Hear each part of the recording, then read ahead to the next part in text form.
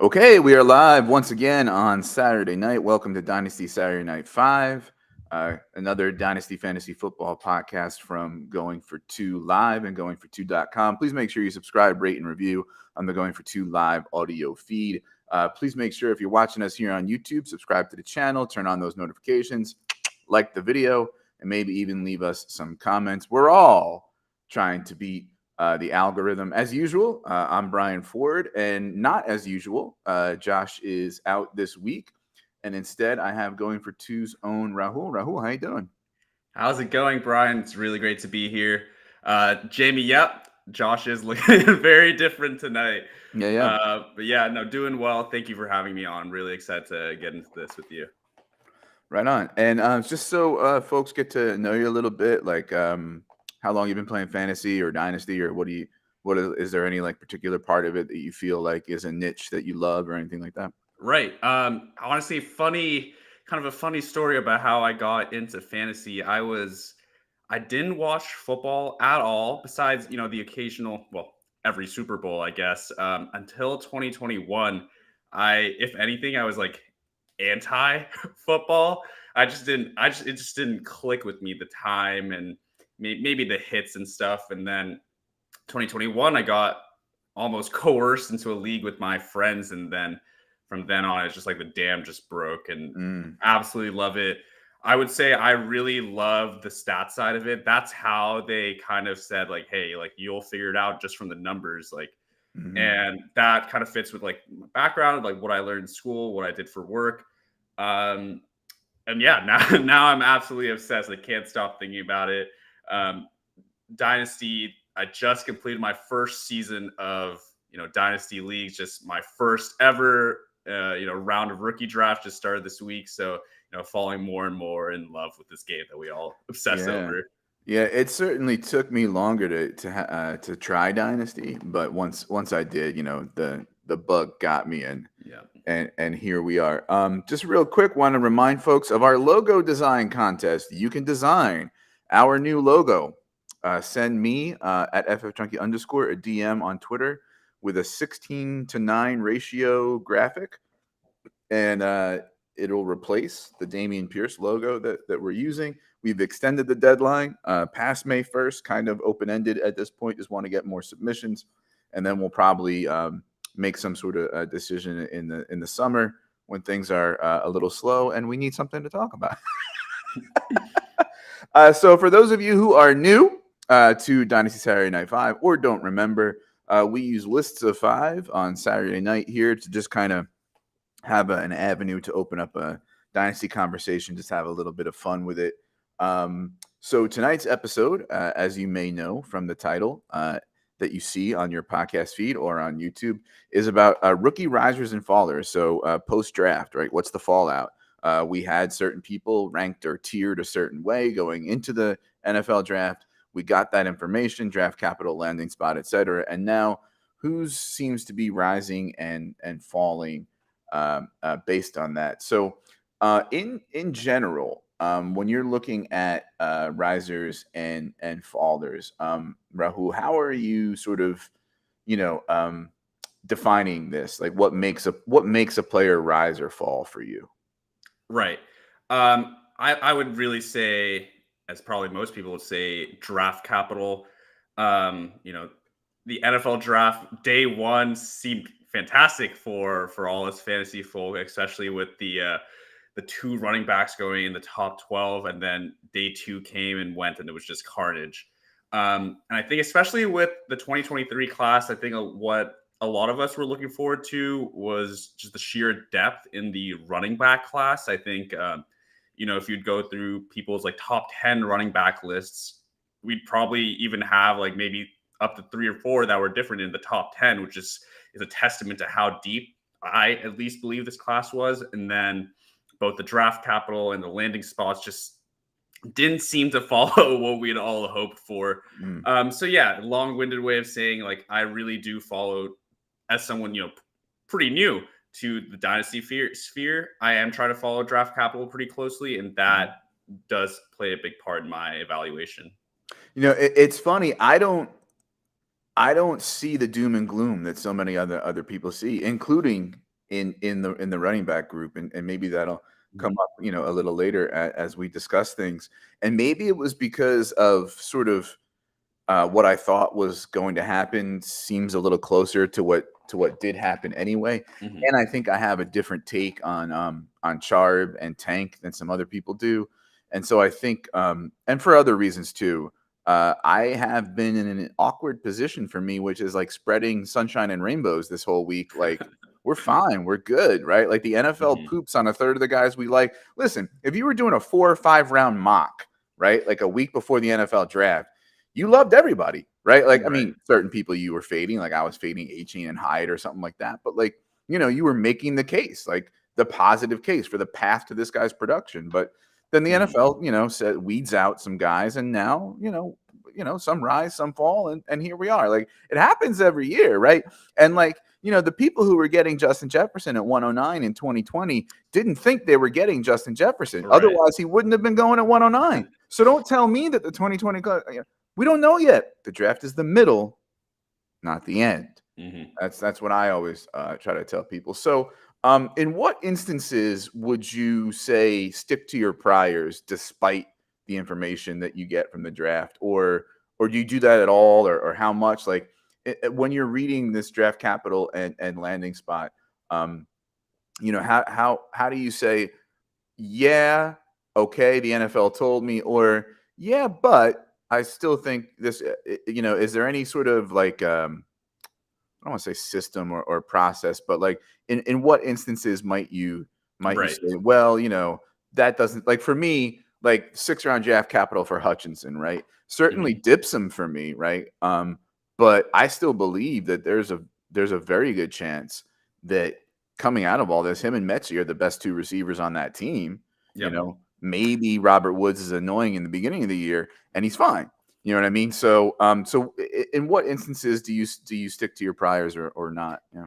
I think it's gonna be something very similar to what you were just alluding to there. The eye test, I think, is like very important. If I believe in the talent of a player, and bear in mind again, I'm pretty new to this, but if I believe in the talent, then I'm going to maybe I'll be more likely to let a worse landing spot or slightly lower draft capital, um I'm going to be more willing to overlook that.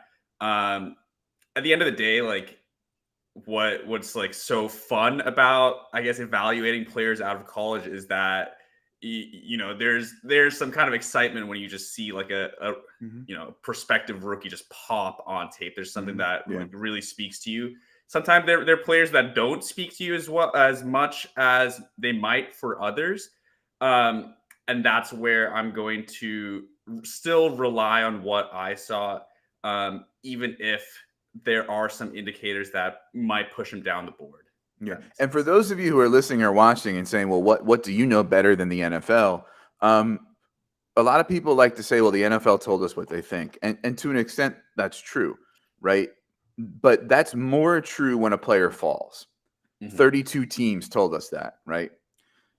The Lions told us something about Jahmyr Gibbs, right? When a player gets overdrafted, I think I pay attention probably a little more, and I don't want to say discount what the NFL. Now, at the same time, right? Like the Lions have a plan for him if they're going Mhm. to use that capital on him, et cetera, et cetera. But like, sometimes I think a player falling is more of a barometer of how the NFL thinks than a guy who maybe gets overdrafted. So before we move forward just a little bit, Jamie's got here in the chat, like, don't fall into the CEH trap with some running backs. And I get that, but like, I don't know that we have that this year. Like, Right. maybe the closest thing is A-Chain. Like, I was he gonna got the say. dream landing spot for his skill set, but like, and I gave him a little bit of bump because I was lower than consensus on him, but like, I don't know that we have that. Like, I don't know that we have some kind of like fraudulent thing. I'll get to the CEH and the Sky Moore of this class, I think, a little later. But yeah, I think, you don't want to. I think draft capital is more predictive from like an overall data over time perspective. I think landing spot can help you project more of like, market share for targets and all, and carries and all that. Mhm. Um, but yeah, I always try to say to everybody, listen, everything's a snowflake, right? Like every prospect is its own mosaic. Like every Mhm. case is it's case by case scenario, I really and like that. as The much as you prospects can of like, mosaic. yeah, there are trends, and like certainly I incorporate all that, but like there are reasons that guys are exceptions, and so anyway. But before we move forward to our list, uh, let's pay some bills. This show is brought to you by our wonderful sponsor, Underdog Fantasy, and they are the industry leader with best ball tournaments and private leagues and pick'ems and all major sports and all sorts of things like that. A lot of people are head over heels now about best ball mania, and drafting a million teams at once. Well, we're going to help you out with that. If you're watching, we have a fancy QR code for you. And if you're listening, maybe just go to underdog.com or open up your Underdog app. And if you are a new customer, and you will get a first deposit match of up to $100 if you use the promo code GF2. So go to underdog.com or open up the Underdog app. Use the promo code GF2. You'll get a deposit match of up to $100 if it's your first deposit. You can start playing and then hopefully maybe even start winning.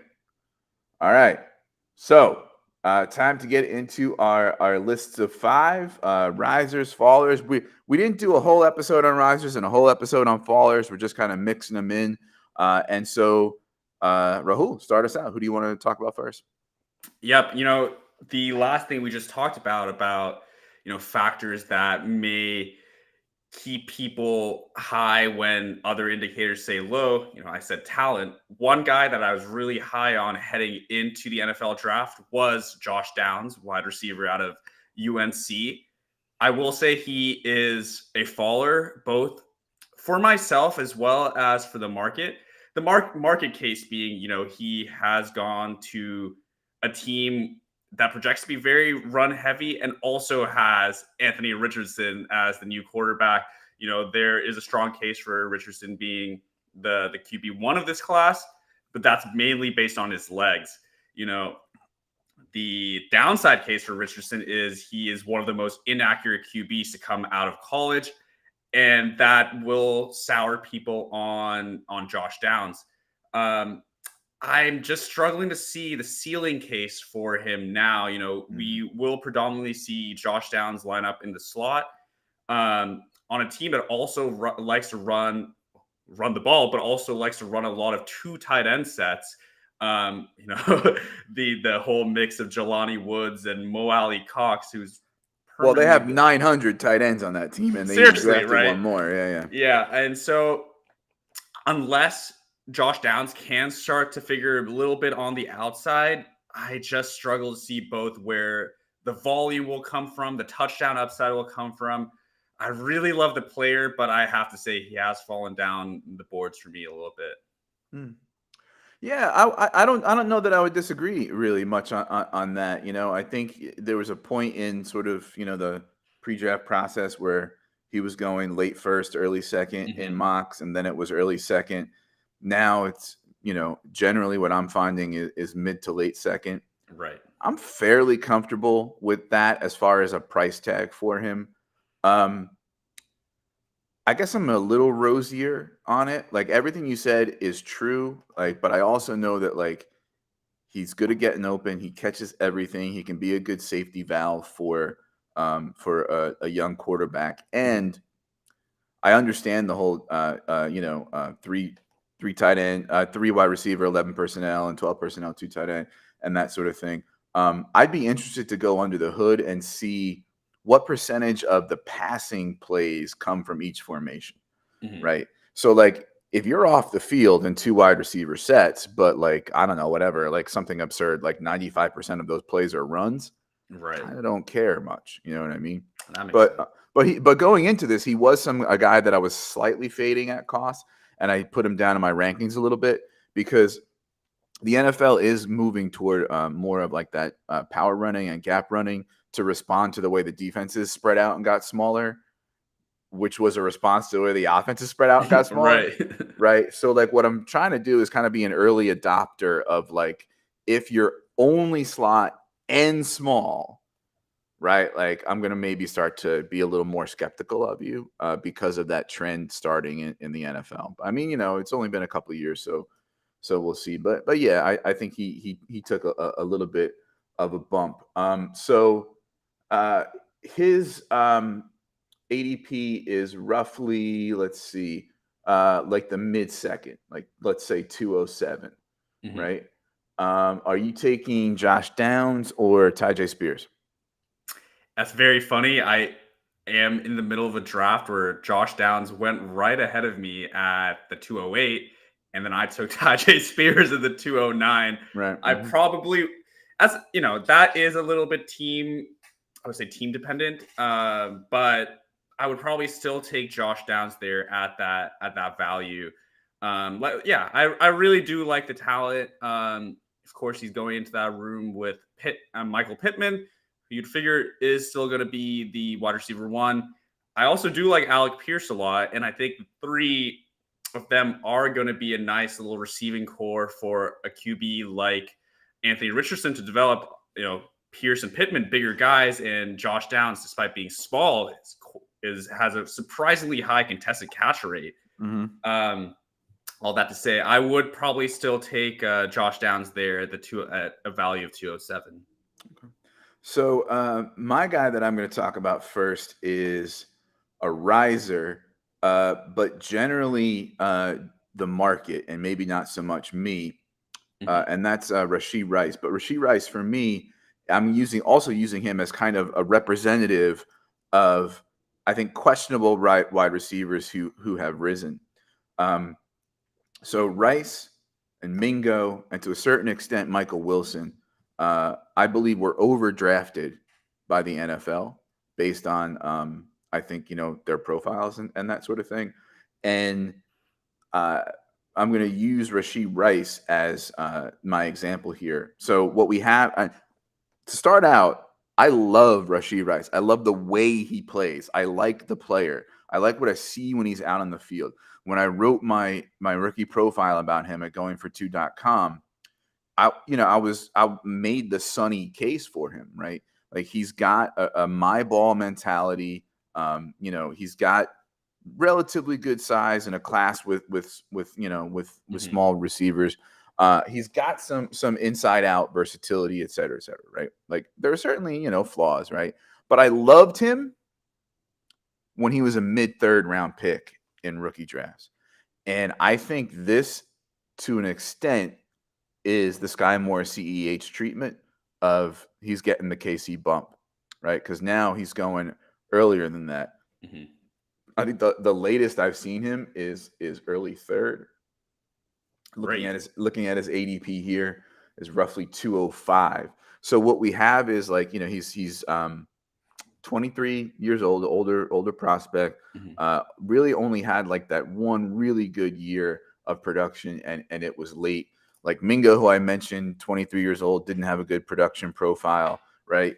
And Wilson older and had the injuries and that sort of thing. So here's the case for Rice is that he brings a little something different than a lot of the receivers in KC. Like he can play a little bit on the outside, but the problem with KC as a good landing spot and people getting drunk on the landing spot is they funnel the passing game through Travis Kelce until he falls down on the field and retires, right? And then you're one of 100 people not named Travis Kelce who are wildly unpredictable week to week. And I'm not really, I guess, projections aren't like my forte, but I don't know how really a good of a target share projection you can make for Rashee Rice. And he's certainly not going to be consistent. He's going to be very unpredictable week to week. There is Sky Moore, there is Kadarius Toney, there is MVS. And I was joking with people, like I named like 9 Kansas City wide receivers. Even Justin Watson got some action. And so I don't know that I can really have faith in Rice, given the fact that like there were flaws in his profile and I loved him as a mid-third, right? And now you put him on a landing spot where I can't really count on a whole lot of targets. I mean, sure, you're attached to Patrick Mahomes and you bring a little something different to the game than Kadarius Toney does. Okay, like I'm not completely fading you, but Rice is a riser in the market who who kind of fell a little bit for me actually relative to like some other people rising and then like what I think is actually a bad landing spot. Yeah, I'd have to completely agree with that. In the draft example we were going through earlier, Rashee Rice went ahead of both Josh Downs and Tajay Spears. I think he won at the 205, actually, like you said. But I have, kind of heard examples of him almost creeping into the late first, which really does seem a little egregious. Again, just like you said, I really liked him when the value is a little bit lower. Small school, SMU, late breakout, not indicators that you really like to see. Maybe again, the size propped him up in a class like this, but when it comes down to his profile, if you see that he lacks the ability to separate consistently, he isn't explosive. It kind of speaks to me like a guy who is going to struggle to make the jump up at the next level. So yeah, I completely understand you fading him at the current cost. I think he's a little more sneaky athletic than some people think, and I think also he has like some hands issues, right? But the story goes that Patrick Mahomes practiced with him and told the GM go get him. So if we're using that as a data point, then maybe that's a good sign. But who else did Patrick Mahomes ask them to go get? Clyde Edwards, right? Exactly, CEH. Yeah. So I'm not going to completely fade him or have like zero shares, right? Like, but I've got him. I think let's see here.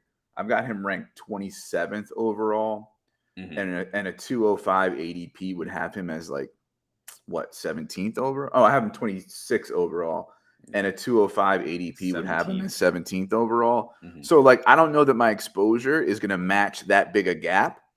But like, he's not a guy I'm in a hurry to get, and I'll probably take at ADP, but more likely if he falls to later than his ADP. So yeah. Right. No, that's that's kind of where I am on him as well. I'd almost rather take a shot on like if you're in the position where drafting Rice is the, I guess, quote unquote value move to do. I'd rather just add another third and then maybe take Cedric Tillman like a little bit later. Yeah, or pivot to a running back, like a next man up, injury away running back. All right. So who's your next person you want to talk about? Right, staying with the wide receivers, I'm going to go with Jaden Reed as a big riser for me after the NFL draft. Maybe by default, because I didn't know too much about Reed coming into the draft, and then there he was going 50th overall in the NFL draft. Checked him out a little bit. Very quick, great route runner. The knock on his game seems to be he's a little bit inconsistent with his hands, but he does seem to pop on tape. So I really like what I saw, and then he's stepping into a situation where, with I would say really a completely wide open depth chart. Of course, Christian Watson figures to be the one out in Green Bay, but they're completely different types of players. You would think that Watson is the one to take the top off the defense, go for the bigger play, which really leaves a good role as a possession receiver there for Jaden Reed. I really like him. And, going back to the example of Rashee Rice, I'd rather have Reed maybe a few spots after Rice with, again, slightly late declare, production issues. Yeah, I see you there, Jamie. I do think Reed is better than Dobbs. Immediately, hit the ground running for sure. Yeah, yeah. The question really, I think this may be too bullish on him, but I think the only way that Reed doesn't return value is if Jordan Love completely flops, which could happen. Yeah. But I think Jaden Reed is really rising up. Not just draft boards, but my own personal board as well. Yeah, I have him pretty much where I had him going into it. I'm a few spots higher. I don't know how much of that really is helium for him, but also combined with a couple other people falling Mhm. like a Rashee Rice for me. But yeah, I mean, he did have a early breakout age. I think he does have some playmaking ability beyond being a possession receiver. He's kind of a tweener when it comes to size and has, I don't know, maybe not been the best at physicality, but Mhm. I think he's versatile. I think he can do special teams. I think he can do like jet sweeps. I think they said, okay, we're going to spend the 50th pick on him. We have a Right. plan for him, and like you said, walks into a wide receiver group where there's certainly not a whole lot of stiff competition. So, and they're completely remaking like that wide receiver room. They drafted Mhm. Dontavian Wicks in the 5th round. They drafted my boy, I think, yeah, it Grant was Grant DeBose? DeBose, yeah, Yeah. in the 7th round, right? So anyway, but yeah, so Downs and Reed, I would take before like Spears and Roshan, but Mhm. like Mingo and Rice, I'd take after. Like, I don't know what that says about like that's how I kind of break them up, but I think that's kind of how I'm approaching I things think with I them. agree with you there completely, but if you look at ADP, it's probably completely flipped. It's Mingo and Rice are the ones that are going Yeah. first, and then the two the two that I've brought up in Reed and Downs. Yeah, I'm not gonna have too much Mingo probably. Again, a guy I loved at a 3rd round value. I wrote an article about him, Mhm. about how much I liked him, but I liked him as a mid 3rd round. Right. But who knows? Like talk about a pretty open wide receiver room. I You think know, that's the case that I could make. Again, Mingo is going a little bit, he's a little bit rich for my taste, but Mingo is one that I can see the case for his value being higher in a year than it is today, just because of yeah, the opportunity in that room, as well as I want to say that Chark is on a 1 year deal and Thielen it's a multi-year deal, but in a team friendly way where they could get yeah. out of it in a year. So I could see the case for Mingo being, much higher valued in a year. hmm Yeah, Still a I bit think I rich. think he can play. I can play a little big slot. I think they can keep him on flanker on 2 wide receiver sets, and it's. But again, I think it's just relative, right? Like Jamie said in the chat before, don't hate players, hate ADP, and Hmm. right now I can't mess with Mingo's ADP. So the next guy I'm going to talk about, let's see here. Um, I did a riser, so let me do a faller. Um, I know not a whole lot of people are gonna talk about him, so I'm gonna talk about. Um, Actually, you know what? We've been talking about wide receivers, so let me pivot to the running backs. Hmm. Um, as a group, there's 3 my guy running backs who I loved going into things, and loved them at certain values that certainly took a hit, right? Mostly from the market, and that's Charb, Spears, and Izzy, Hmm. right? I am finding the sunnier case for just about all 3 of them than it seems most people are, and I'm going to use Charb as the example for that. So I think this pick is worse for Kenneth Walker than it is for Zach Charbonnet, right? I am in the minority in that I would not be surprised if by the end of the year, Charbonnet is the 60 side of a 60-40 split, right? I think you don't take a running back with high 2nd round draft capital if you're loving the completeness of the player you have that you just spent the 2nd round draft capital on. Hmm. Now, granted, they like to use running backs, they like to run, and they like to use several running backs. So, yes, they probably do like Walker a lot. It doesn't mean they hate him that they took Zach Charbonnet in the 2nd round, but it means Charbonnet brings something to the field that Walker doesn't. I think Walker is a home run hitter who struggles with efficiency. I think he can be between the 20s. And I think Charbonnet is more well-rounded and brings, a little bit more in the receiving game. I think he can be a Hmm. red zone weapon, some goal line work, some short yardage work, that sort of thing. Like, I think they kind of have like a Rashad Penny and Chris Carson thing. If Chris Carson could catch passes, with Walker and Charbonnet, so he took a hit. And now, don't get me wrong, like if I were to pick like what's the worst pick for fantasy football in the entire draft, it might be this pick. But I think people are overreacting. So for me, he's a market faller, but not so much of like he only maybe fell like a spot or two for me. I think people look at running back as like this, I don't know, this like zero sum pie or something like that, right? Like, well put. Oh, well, one guy comes in and another guy will get less, right? Now, granted, when Rashad Penny was injured, and then and they had a cast of characters that was whatever after Walker, right? But chances are, if Rashad Penny was healthy, Walker wouldn't get the number of touches that he did, right? And so what I'm trying to say is there's a space in that backfield for touches to Charb that doesn't kill Walker's value and doesn't kill Charb's value. Certainly caps their ceiling, but it's not the hair on fire situation that a lot of people are making it out to be. And so I'm fine. I have Charb ranked above where his ADP is, not by much anymore though, right? So I have him right around, I think, like the 111, 112, like not necessarily the 111, 112. I have him ranked around 11th or 12th, and I'm seeing him go like 12th, 13th, 14th, right? 15th.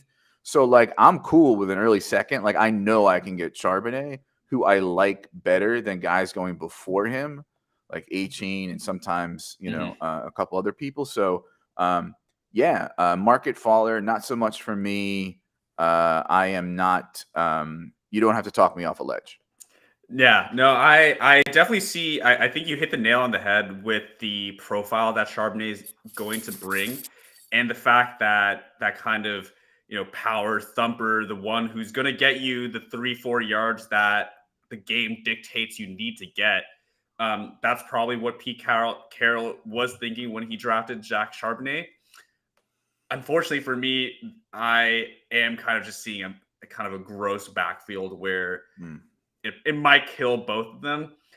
Charbonnet does have more of that receiving game, especially from his last year on school than Ken Walker ever really displayed, especially in college and, to a very, very small extent in his rookie year. But I think something that's a little bit surprising is that, well, first, I don't think Seattle really throws to the running back as much as we want, and especially for a quarterback like Geno Smith, 33, 34, you think that's like the archetype for a statuesque quarterback. Geno actually quietly had about 350 rushing yards, I want to say. He's a little bit more prone to taking off than maybe like a Jared Goff or like a Tua would be. So that receiving side game is there. Could it be schemed in? That's definitely a possibility. But right now, I'm probably a little bit turned off on both of them, I would say. I mean, they didn't throw the running backs. They didn't have Zach Charbonnet, right? And Geno got worse as in the second half of the season, right? Like, don't get me wrong. It's a great story. Like, I used to be a Jets fan, and I think they like destroyed Geno Smith. Not Geno destroying Geno Smith. The Jets did, right? So it's a great story. I love to see him. But like, if you compare first half Geno to second half Geno, a little different. So I think they're going to try to get him all the help that they can. I think overall, with the defense improving, you're going to see, I think, a better Seattle team, and with more weapons like Charbonnet and JSN and that. JSN. I think you're going to see a better offense, and so I think scoring opportunities and volume can be there for. Again, like I said, it's the worst pick for fantasy in the draft, but it's still a highly talented running back with second-round draft capital on a team that likes to use running backs. Shouldn't be getting as faded as he is by the market. Yeah, I see where you're coming from. All right, so who's the next guy you want to talk about? Yeah, let's stick with the running backs. I think a name that we've kind of tossed around a bit already is Devin A-Chain, who is a riser in the market. I think in most drafts, really going above Zach Charbonnet RB3 in a lot of drafts that I've seen. I don't think I'm there. I love the landings, but this is what everyone is saying. The Miami Dolphins, that's the scheme that you want to get A-Chain into. And he went to the Miami Dolphins. I want to say he was their first. Was he their first pick in the draft? No, they had a pick at 51. I forget who yeah. they took there, but yeah. But there's a lot about. I read this little story about how Mike McDaniels himself was an undersized receiver in the Ivy League, and he was really hyped on getting Devin A-Chain. This is the one guy he really wanted to get in. Is that going to translate for fantasy? It's hard to say. I think in any kind of league where I'm going to have to set a starting lineup, and I don't actually play too much best ball, so that's most of my leagues, I'm going to trend away from Devin A-Chain, especially now that he's going anywhere from that 111 to 202 range, RB3. It's just a bet that I don't want to make when I still can't see him getting, more than 10 to 12 touches a game. And you have to remember that they re-signed 4 running backs who were there last year, have already had a year in that exact scheme. Not to mention Mostert and Jeff Wilson, who were with Mike McDaniels in San Francisco. Mm-hmm. I'm not as high on Devin A-Chain as the market seems to be. Well, this is a safe space for hate on Devon A-Chain, except I will say this. Like, I did bump him a little bit because of the landing spot, right? He was essentially an out at cost guy, almost a full fade guy for me going into the draft. Mainly a size issue, right? I mean, also I think there were flaws to his game that I didn't like, but mainly a size issue, right? And that's one of those things where I'm okay being wrong. Like, I'm okay if I fade a sub 190-pound running back and I'm wrong. Right. I'm okay doing that. Good for him. Right. I will say this, right? Perfect landing spot, right? Now, while a Miami Dolphins jersey doesn't weigh 10 pounds, there is some, case for him, thriving the way that Mostert did, outside zone, speed, that sort of thing. I think people think he's a better pass catcher than he really is, but I think he's got potential there to bring that piece to that offense that they didn't have, right? And we don't have clean comps for A-Chain, right? When you throw in size plus draft capital plus workload in college, right? Like, I don't want to say there's nobody like A-Chain. He's a unicorn, but we talk about small sample size, right? So when we say, sub 190 backs, I'm not dismissing it, right? But, what are the other variables you're putting in there? Has there been too many guys like A-Chain? Not really, right? So that's, a mystery, but it's also the case for he could buck the trend. Now, again, it's not great, right? To pick any stat you want about small size running backs. I think like the top 24 running backs the last 3 years, so 72 entries, right, in the list. 3 of them were sub 200, right? So it's not great, Bob. But I think it's not necessarily that they can't produce, it's they don't. And I think it's indirect. Like, size leads to draft capital, right? Which is a very, I think, sticky data point, right? Size leads to draft capital, which leads to opportunity, right? Size leads to opportunity. Just, you're a coach and you don't think a 190-pound guy can stand up to the punishment, right? So it's not that like size makes you not good at fantasy. It's size affects other things that affect your fantasy output. He's going to have to be super efficient and be faster than everybody else on the field, which is harder to do in the NFL than it is even in the SEC. So I'm not going to have 0 shares, right? I don't ever like fully fade a guy, right? I just not really like my thing.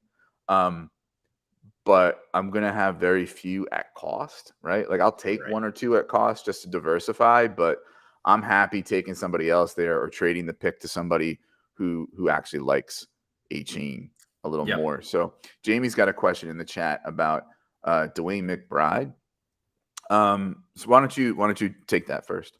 Right. I think Dwayne McBride falls into that category of running back that I was more excited for before the draft, and 7th-round draft capital just shatters him a little bit for me.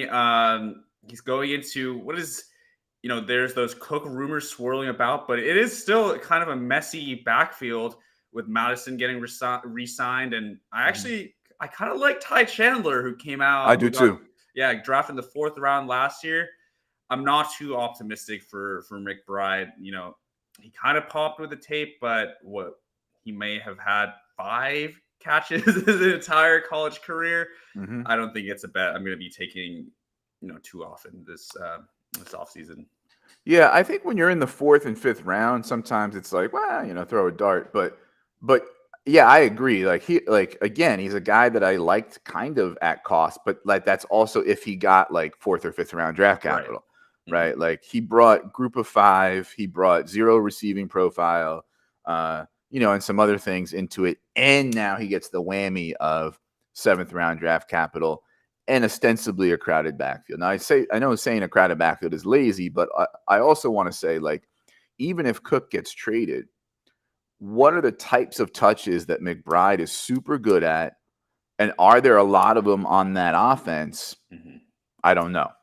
Like, what's the path there? I don't know that there's as much of a path there as there would be if he went to a different team, even with 7th round draft capital.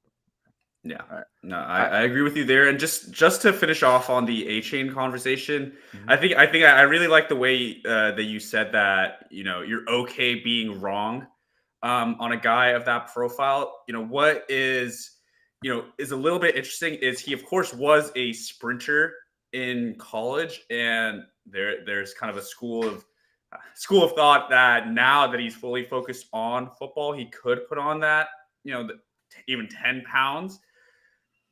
It's not a bet that I'm going to be making too often. But Best Ball Mania, hey, if you're signing up for Underdog right now, go get some A-Chain in your teams, because he's the type of guy who would take that one touch all the way to the house, Mm-hmm. and you don't have to make the decision to put him into your lineup.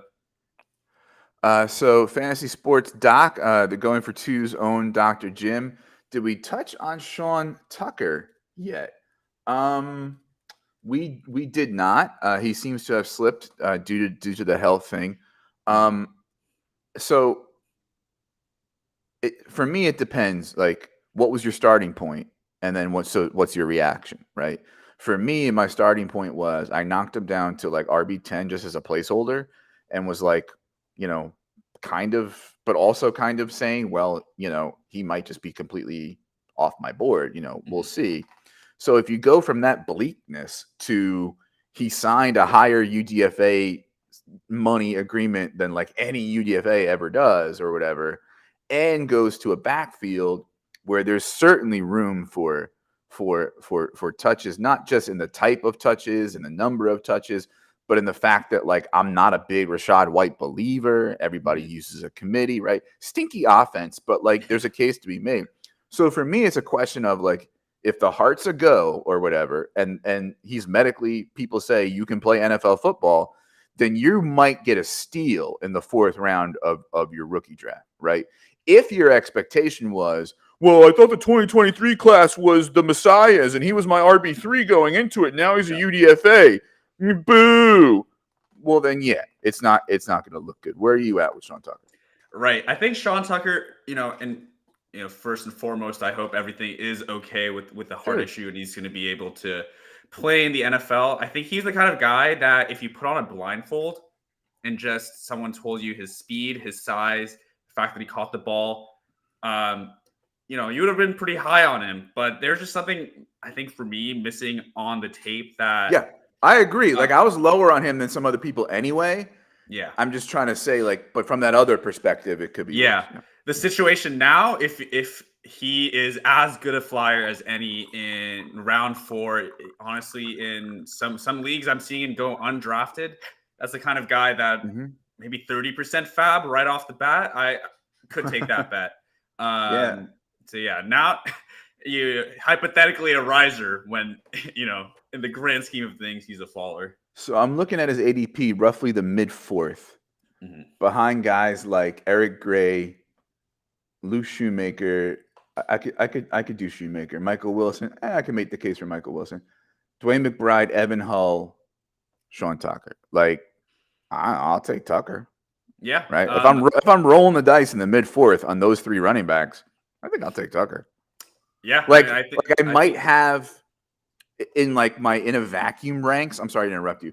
I might have like Hull and Gray like slightly above Tucker just because I'm respecting 5th round draft capital versus a UDFA. But when I think about like just throwing the dart at some ceiling in the 4th round and diversifying my portfolio, yeah, I'm probably going to have some Tucker at that price.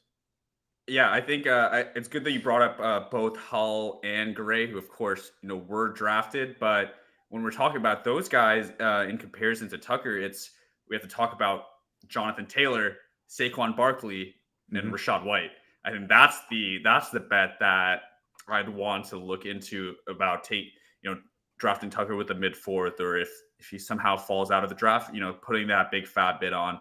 I feel a little bit more confident in Tucker having a fantasy relevant role at that point to the names that we had just mentioned. Yeah. So Dr. Jim checking in again and saying, medically speaking, if his heart wasn't a go, he doesn't get cleared, period, full stop. So you like the flyer in the 4th if you don't like other options better. I don't know what medically cleared means. I don't know what the condition is, HIPAA laws. I know that 32 NFL teams were worried enough where they didn't draft him. 7 times. They passed on him. Yeah. So, I mean, like, I don't know. Like, there's a there, maybe, right? So, all right. Let's see. Am I next? Yeah. So, next guy I want to talk about is going to be let's bore people to death. And I'm going to say day 3 quarterbacks, right? Hey, listen, if you're in the 4th, 5th round, you're in post-draft waivers, right? 64 different guys started at an NFL game last year. 64. Or at least were used. Maybe not started, but at least were used in the NFL, right? Quarterback play has been bad. Teams are desperate for quarterbacks, right? Jake Haener, 4th round to the Saints, only has to compete with Jameis Winston. I think he's got a solid clipboard and spot start career ahead of him. And, is certainly somebody I'm okay with my QB4 or my Superflex, right? Stetson Bennett, okay, may not be, the greatest player.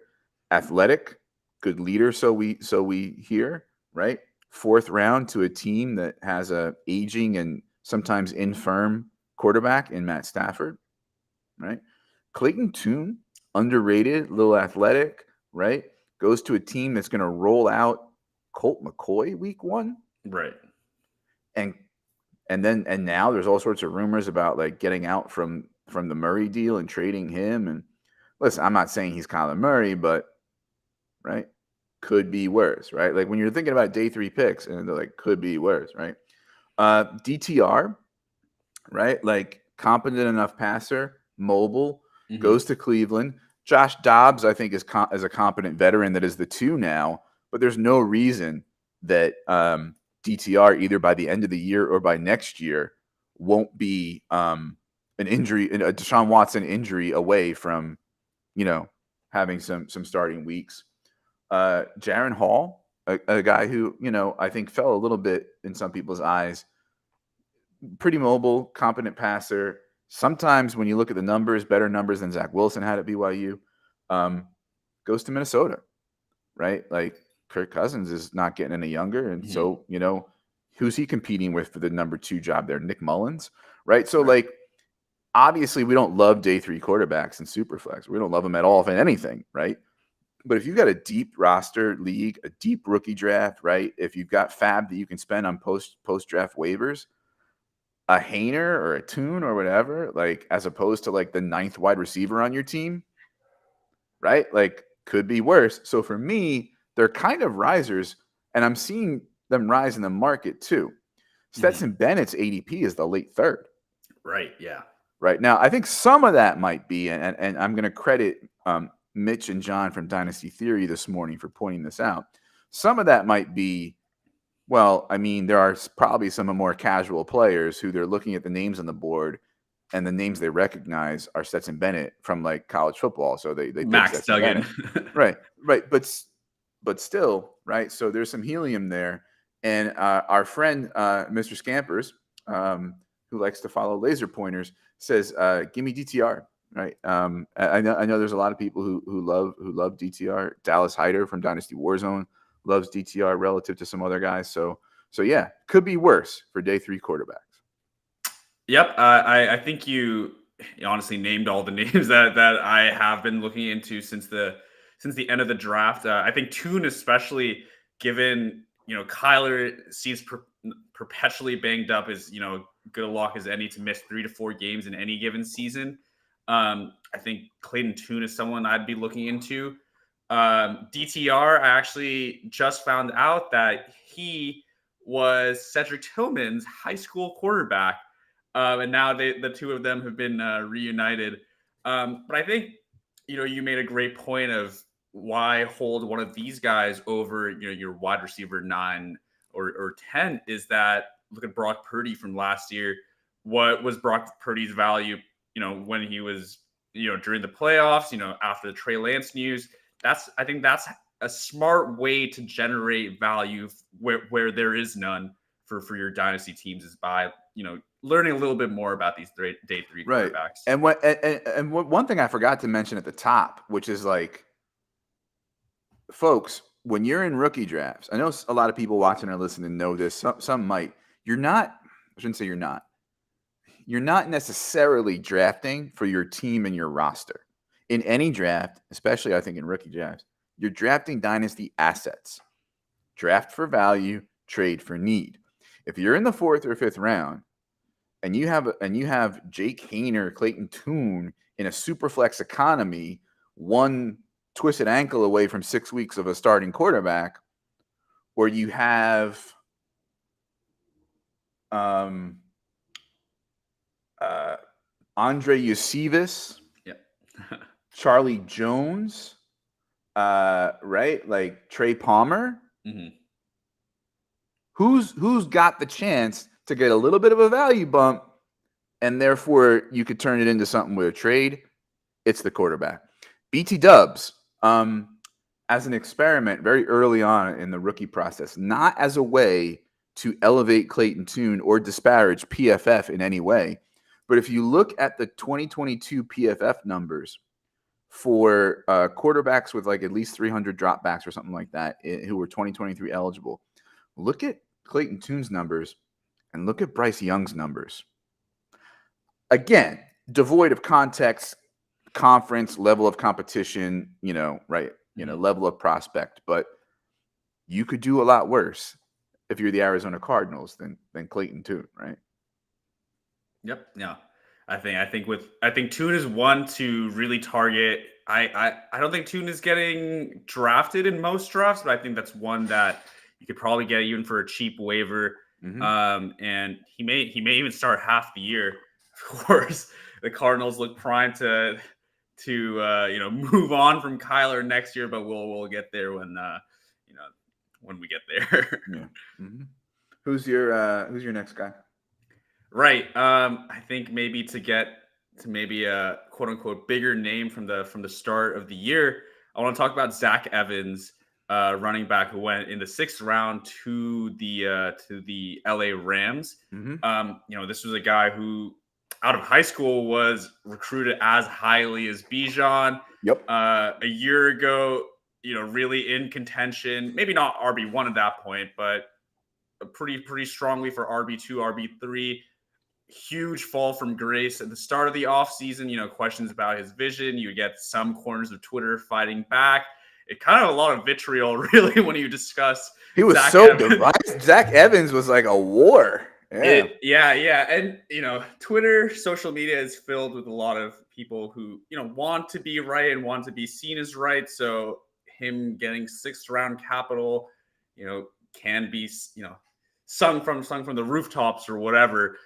But at the end of the day, there is talent, and he's going to a good situation. I think one where he should be the running back two, right off the board behind Cam Akers, who had his own kind of Disney sort of saga last year, from being benched to I wouldn't say suspended, but taken off the team for a few days and then coming back as a bell cow at the end of the season.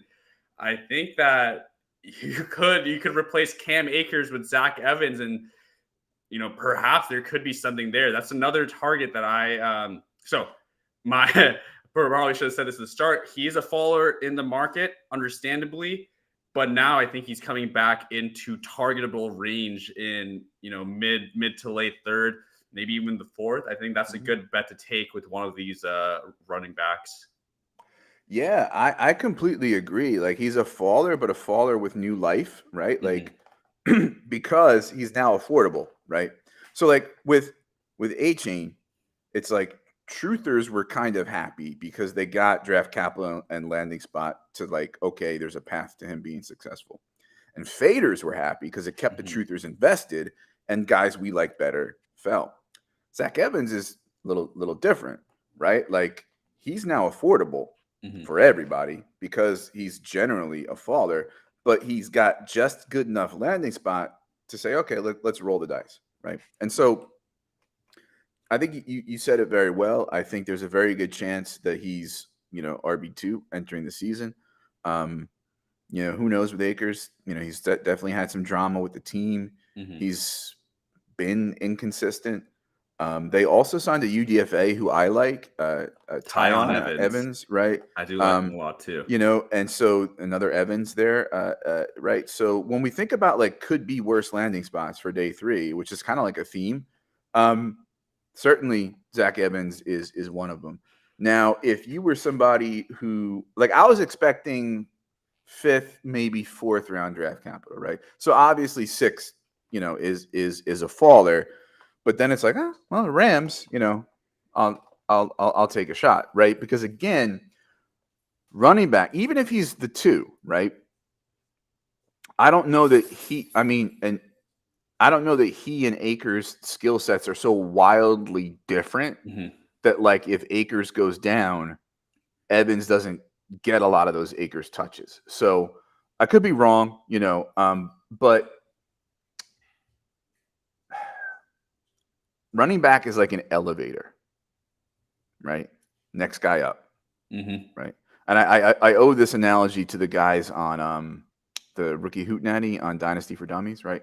Running back is like an elevator. Next guy up, you're just given the carries. Carries are given. Targets are earned. Running back is an elevator. Wide receiver is an escalator. Just because you get on the field doesn't mean that you're going to get the targets that guy got or any targets at all, right? Targets are earned. Carries are given. So again, you're in the middle of the third. For me, I'm pounding running back. I'm pounding injury away running backs. I'm pounding my 0 RB running back room, right? I hate saying room for fantasy. Like, I never say that. I don't know why I said that. Right. So again, Zach Evans and Izzy kind of right next to each other in ADP in the, 307, 308 range, right? Right after Tillman and Boutte. So you noted Boutte on the sheet. You want to talk about another like big name faller to the 6th round with Boutte? Yep. I mean, Boutte and Zach Evans really kind of go hand in hand in the guys who 2 years ago were really names that were propping this class up. Then started to get kind of out of my kind of like taste for their price when you really dug into their profiles and you learned a little bit more about them. And now with the fall, it's again like, who else is going to bring the upside of the talent that, like Zach Evans, Kayshon Boutte has? And again, with Boutte, he's going into a wide receiver room where who's he competing with? Devontae Parker, Tyquan Thornton. That's a team that's crying out for weapons. I won't pretend to know, too much more than the surface level about, Bill Belichick, the Patriots organization. But if you want to think about a guy who had off-field problems, rumored off-field problems, and then the whole debacle with the combine, where to an outsider gave just the impression that his head wasn't screwed on straight. That seems like an organization that, if he is to succeed, it could be at the Patriots. And so that's another swing I'd be willing to take, in the mid third. The upside is just higher there than most other guys I could see around there. Yeah, I tend to agree, right? Like, they have Juju, they have Thornton, they have Devonta Parker, they have Juju, I Kendrick forgot about Bourne, that. right? You know what I mean? But like, I think Boutte is versatile enough that he can find somewhere in there, right? Mhm. Among that competition. They do also bring in a new offensive coordinator this year in Bill O'Brien, who is, checks notes, not a defensive coach who wears a Yep. pencil behind his ear all the time, right? So, there's a case to be made that, Boutte, who was, some people were worrying, like, is he even going to be drafted? Right. Like, he got drafted, and now he's almost like he's bouncing back up. Like, people are like, I'm out on him. And now, like, he's a mid-third, right? Yep. So all that to say, you're sitting there at 306, 307, Boutte or Zach Evans? I would go Zach Evans. I think I really like the analogy you dropped in there. And I think with Zach Evans, instant RB2 into a team with a coach that likes to use a bell cow running back. If you think back just to 2021, obviously the Rams offense was on fire in a way that it wasn't last year. But Darrell Henderson and Sonny Michel came in and at points were high-end RB1s. So I would rather take the bet on Zach Evans there. Both are upside plays that I'd love to add to a roster at a pretty cheap cost. So I'm going to do a faller, and that's questionable wide receivers part 2. Jalen Hyatt, I think everybody knows the story there. I mean, people know why I'm out on him, and people who are out on him are out on him. And he went from possibly late first, NFL capital to now the third. Landing spot, though, not bad. I think, people look at it at first and they're like, I got 25 wide receivers who are all small, right? But I think I like the coaching staff. I think they're a coaching staff I trust to use him to get the most out of him. I just don't know that the most out of him is all that good. I mean, they use motion and things like that. But anyway, so the guy I want to talk about, however, is maybe a guy who's a little less on people's radars, and that's Parker Washington. So he's a sort of a tweener as far as size goes, slot guy out of Penn State. Good hands, I think, put some good moments on tape. Some people were hopeful for him. He had a hive. I think he was like, I don't know, like my wide receiver 13 or 14 entering the draft. He got hammered. He got 6th-round draft capital, and he got a team that has Calvin Ridley, Christian Kirk, Zay Jones, Evan Ingram, Bretton Strange they drafted in the 2nd round. That's tough. That's tough. So he's definitely one of my biggest fallers when I look at all this. Looking now at where I have him, I generally probably have him even later than some other people are going to take him. Let's see. I have him down at I buried him. Oof. Yeah. I mean, I have him essentially at like 68th in my rankings, right? Yeah. But I'm seeing him go like end of the 4th and a little or in the 5th round. I'm not saying I'm not going to take him at all. And I think I did in my Twitter thread, there is some hope when it comes to like a couple of the contracts there. Like Ingram's on a tag. I think there's an out in Zay Jones' contract after this year. So like there's it's not all doom and gloom. But man, Parker Washington could have gotten a lot better situation considering how highly regarded people had him going into the draft. Yeah, I completely agree there. Just some tough draft capital. I think wide receivers, especially, we tend to fade the day 3 guys compared to running backs, and then when you get into that the depth charts as you laid it out there. Even though Trevor Lawrence, we do expect this to be like a high-powered offense going forward. Very excited, really, to see. Good point. Yeah, I like what Jamie's saying there about his size. He does have an interesting profile for a wide receiver. Is just probably I what had we heard a didn't see. rumor that some NFL teams were toying with the idea of converting him to running back. Mm-hmm. So Jamie brings up listen, like if they all of a sudden say like, let's turn him into some sort of like Swiss Army knife running back type guy, now all of a sudden my sunshine and rainbows about Tank Bigsby isn't necessarily there. Yeah. Yeah. Agnew's honestly a good comp. They did use Agnew in a lot of interesting ways. Um, I I don't know that yeah, they're the same player, and also I didn't name Agnew as a threat. I named the other guys. Like I don't even really like I don't even know if Jamal Agnew's be on the team. You know what I mean? right. Like Mhm. but I mean I don't know. We'll see. We'll see. Who's your next guy? Right. I do have. Hold on, Jamie. You listening? You sitting down? Put the 3-year-old away. Watch the video, or at least have the tab open with the volume on. You're gonna like this one.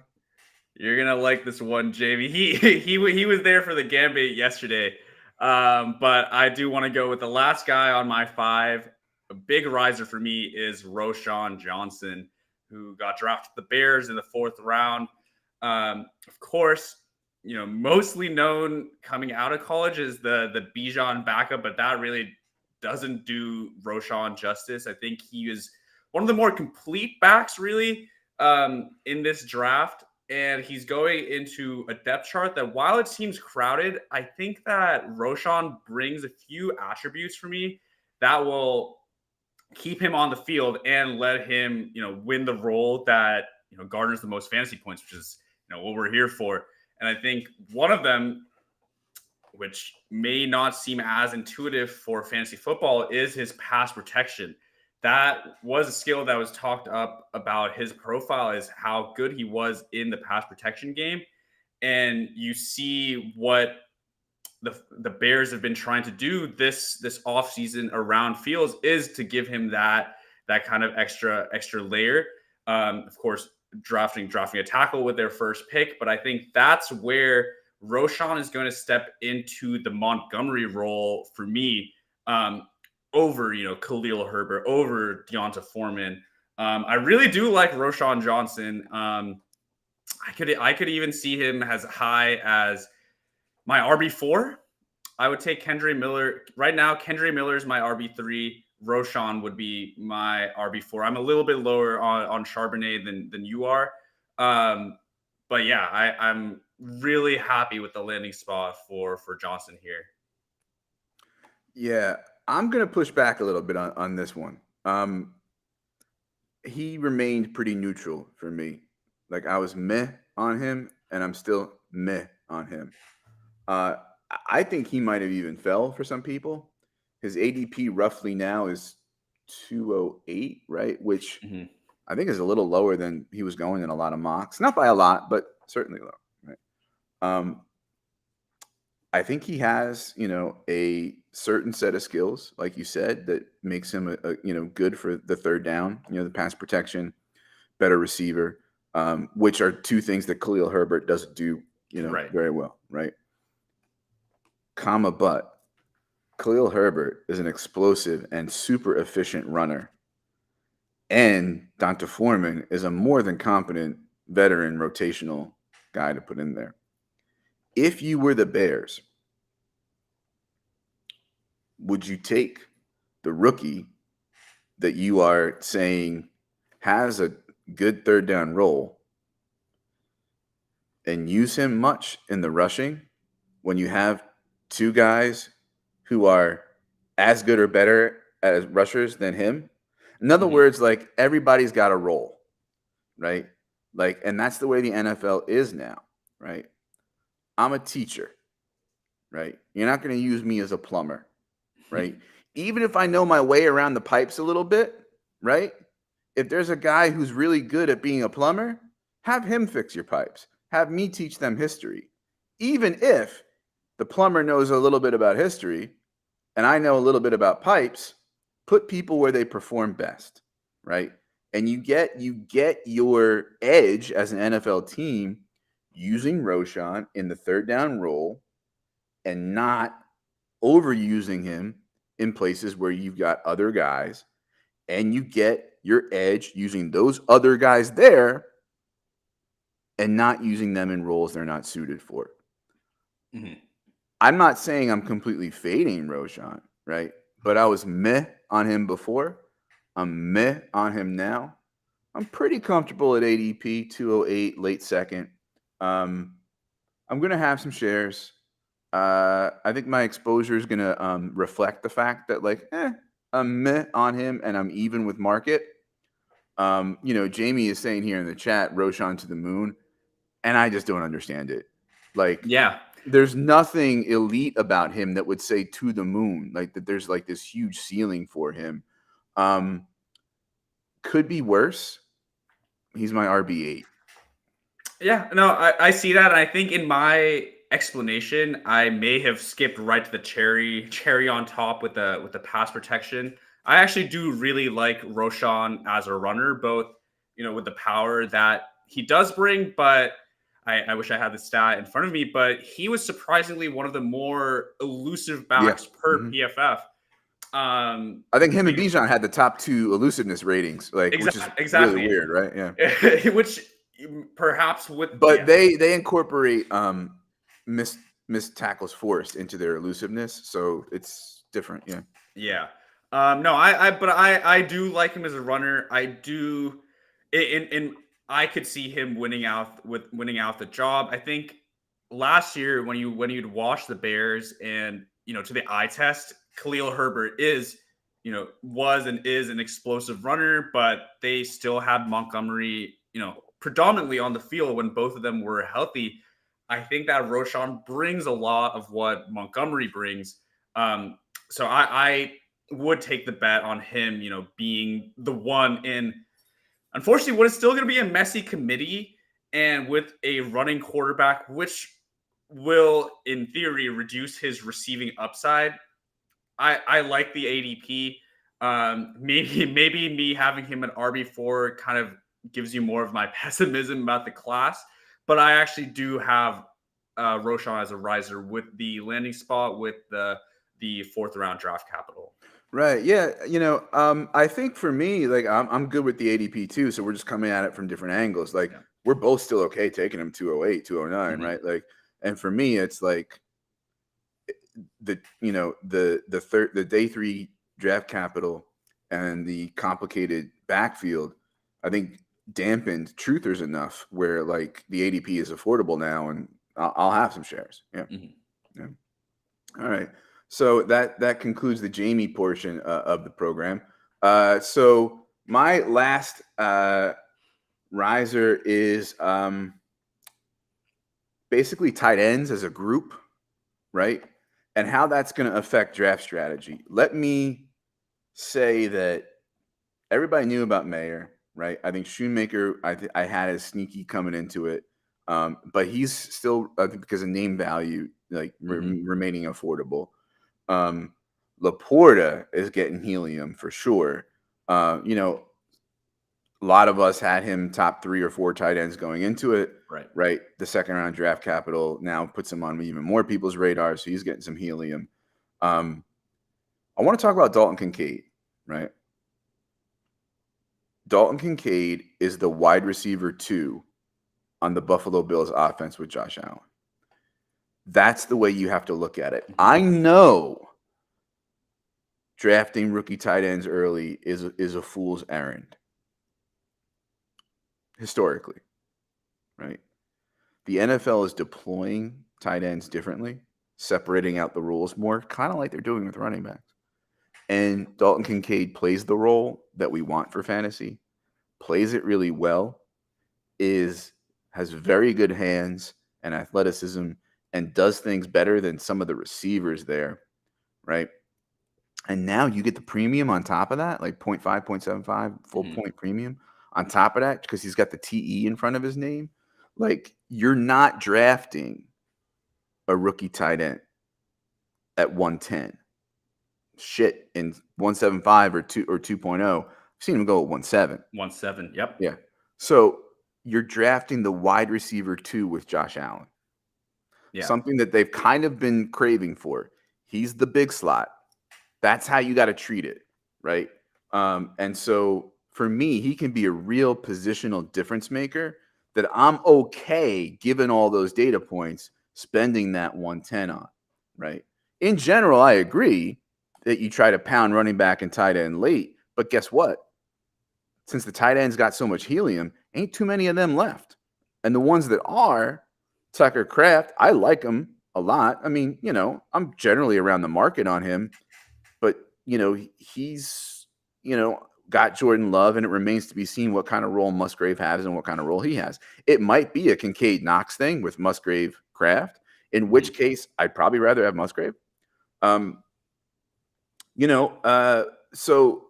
what Laporta getting the helium, Mayer getting staying pretty much at market, Kincaid rising, right? Like, it took 3 tight ends and moved them up the board.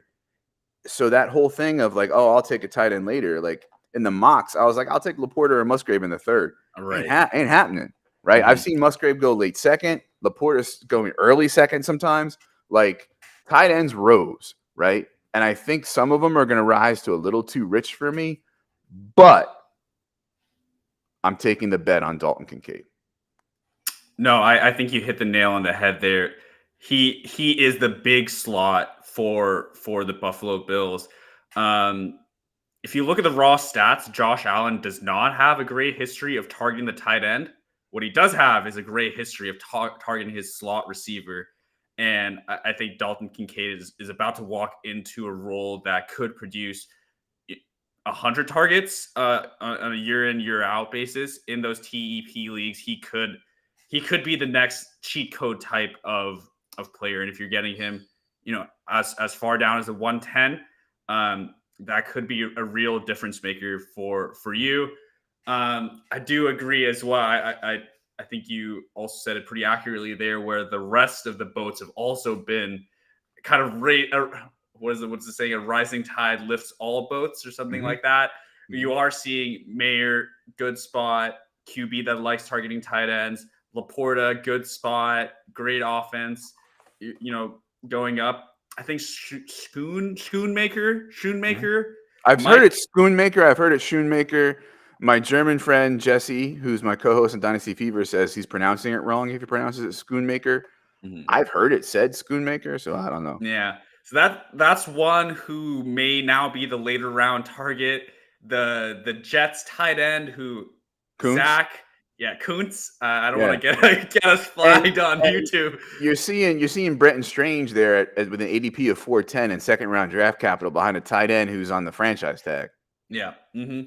I think those guys are now the ones that we might have to start pivoting to later in the drafts. I kind of had the philosophy that tight end isn't really the value that I like to chase higher on in rookie drafts. This class is the way the draft has played out. The class has played out. It kind of creates that interesting divergence where the ones you probably want to have are going and a little bit richer of draft capital. It's an interesting group as a whole here. And just to kind of put a bow on it, so like the 1-9 to like the 112. Okay, so like basically like the 1-9 to like the 202 for me is kind of like this flat low value tier, and kind of has been no matter who was moving in and out of it. I just didn't like the bang you were getting for your buck there, right? So if you have that kind of flat low value tier, whereas like why would I draft Downs when I can get Mims? Why would I draft right? And the guy now entering it could be, not that I'm saying he's Kelsey or Pitts, but could be a positional advantage and a difference maker at the position, like those guys are. Lean into that ceiling in an otherwise flat tier, right? I will say one more nugget with that tier, not so much into the 202 anymore, but like the 109 to the 112. If I'm not taking Kincaid there, I'm probably trying to get a 24 first, or I'm moving up or trying to into the top 6, right? Now, folks are listening and they're saying, well, Brian, the top 6 are like locked and loaded. Nobody's giving up those picks. Yes and no. I'm seeing people trade around more than I expected, given the doom and gloom. And think about it this way. Even if it seems like it's expensive to get from Zay Flowers to Jahmyr Gibbs, right? How much is it going to be to get from Zay Flowers to Jahmyr Gibbs in July? How much of it is going to, you know what? Let's pull up startup draft ADP with the rookies included, right? Jahmyr Gibbs is going at the 307 as RB7, right? The 31st player off the board ish. Right. Yeah. Zay Flowers is going at wide receiver 28 at the 6'10.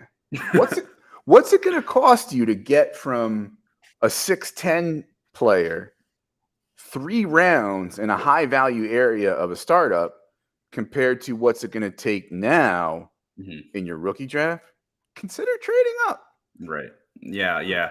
No, I think that's an interesting point. The way this class is played out, clear tiers are emerging. You have that top 6. For me, I would say there's really then a top 10 with the rest of the first round wide receivers and Kincaid, who is a first round pass catcher. I had a very interesting situation in a draft the other day or yesterday, where it's a 10-man league. So I was at the 201, the 111, but maybe the 2 in front of it made really the difference. And I was looking at that Will Levis, who I didn't want to pick, or that next tier of running backs, and instead I decided to trade it for Jahan Dotson, and I was very happy with the work I did there. I think I sent the 208 and got the 301 back as part of the rest of the trade. But after that 10th spot, there is a pretty big drop off for me. If you can move up, even you have to give what you may perceive to be a little too pricey, make the move, because I think when you lay out the startup values there, that really actually highlights how big the tiers are in this rookie draft. These rookie drafts. Jamie, who loves mispronouncing the tight end's name, are we going to call Kareem Hunt? Are the punters going to punt the ball? Jamie, come on. You know that's not apples and oranges. In fact, I don't even know that they're both fruit. All right. Speaking of Levis, right? Like, his fall into the second round is kind of making him affordable, but he's still kind of like, he's affordable if he's fell to the 202 for you. Like, if he's still going where he kind of was in mocks, like at the 110, I don't know that I'm still in, right? Like, or I don't know that I'm going back in or whatever as I was ever in at all, right? I will say this though. You talked about the 2 being psychological being in front of it for the rookie draft pick.